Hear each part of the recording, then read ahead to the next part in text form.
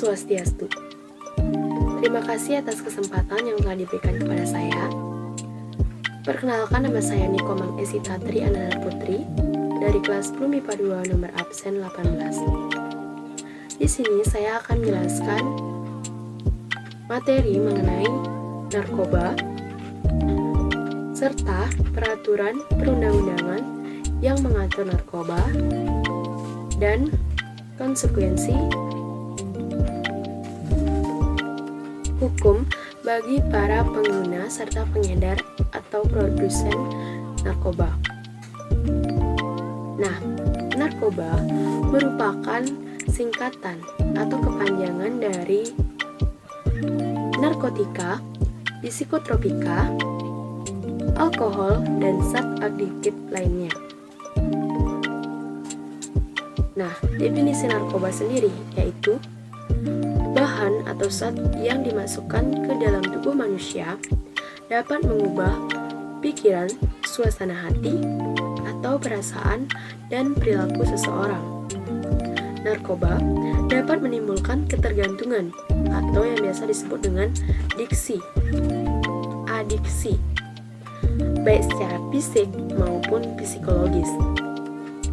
Adapun macam-macam narkoba. 1.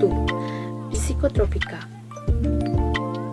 adalah zat atau obat baik alamiah atau sintesis yang bukan narkotika.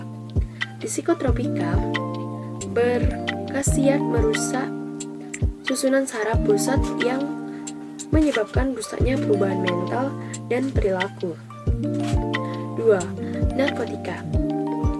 Narkotika adalah zat atau obat yang berasal dari tanaman atau bukan tanaman, baik sintesis maupun semi-sintesis, yang dapat menyebabkan penurunan atas perubahan kesadaran, hilangnya rasa nyeri, dan dapat menimbulkan ketergantungan. Contohnya seperti kokain, ganja, dan lain sebagainya. 3.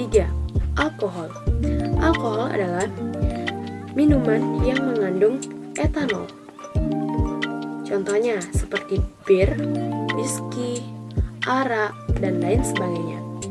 Dan terakhir yaitu zat adiktif lainnya atau obat berbahaya adalah bahan atau obat yang penggunaannya dapat menimbulkan ketergantungan. Apabila dihentikan akan menimbulkan efek putus asa seperti rasa sakit atau lelah yang berlebihan. Nah, contoh dari zat adiktif lainnya yaitu premix. Nah, cara obat masuk ke dalam tubuh dibagi menjadi 4, yaitu ditelan, disedot asapnya, dihisap, dan dioleskan di atas kulit. Adapun jenis-jenis narkoba berdasarkan golongannya. Narkotika golongan 1 yaitu dibagi menjadi 3 juga, yaitu opiat, contohnya seperti morfin, heroin, dan candu. Yang 2 ada ganja, yang contohnya itu kanabis, dan yang ketiga itu ada kokain, contohnya yaitu daun koka. Nah, narkotika golongan 1 ini biasanya digunakan untuk iptek, reagensia, diagnostik, atau laboratorium. Selanjutnya ada narkotika golongan 2 yang biasa digunakan untuk produksi obat. Contohnya seperti betidin, metadon, dan lain sebagainya. Dan terakhir ada narkoba golongan ketiga.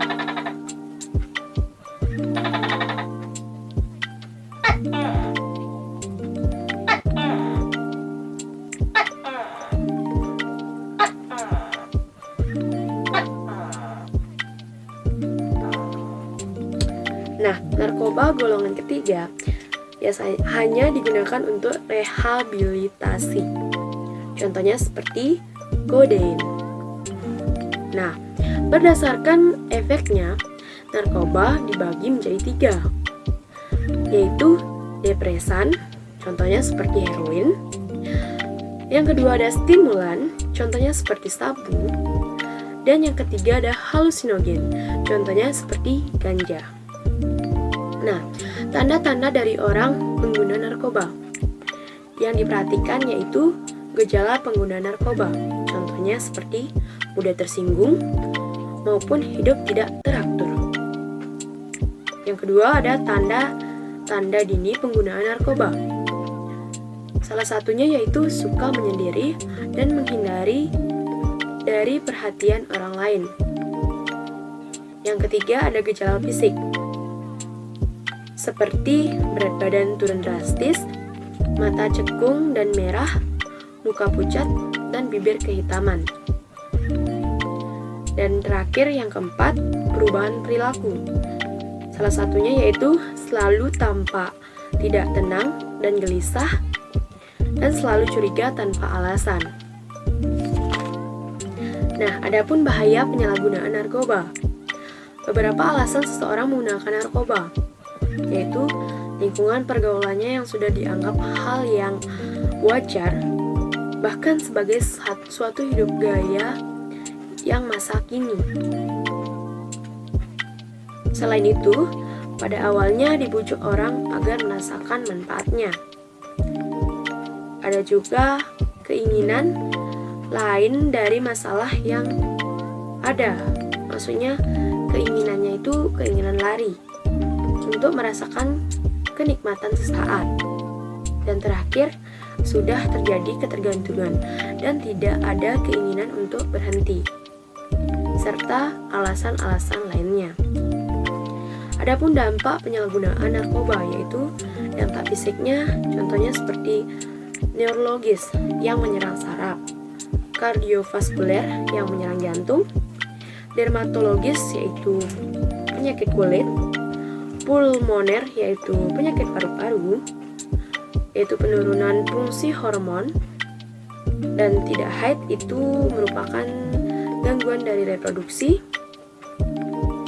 yaitu selain itu HIV yang menggunakan jarum suntik, dan terakhir overdosis yang menyebabkan kematian.